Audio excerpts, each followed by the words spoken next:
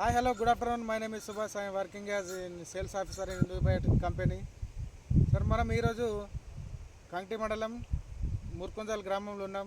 మన ఇందుబయట కంపెనీ వారి ర్యాంబన్ అనే ప్రోడక్టు పత్తి తొలి దశలో ఆశించే పచ్చదోమ, తెల్లదోమ, ఆకుముడత, పిండి నల్లి నివారణకు మన ఇందుబయట కంపెనీ వారి ర్యాంబన్ రికమెండ్ చేయడం జరిగింది ఫార్మర్కి.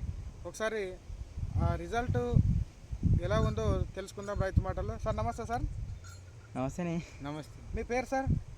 బాలన్న. బాలన్న. మీ ఊరు? ముర్కుంజాల్.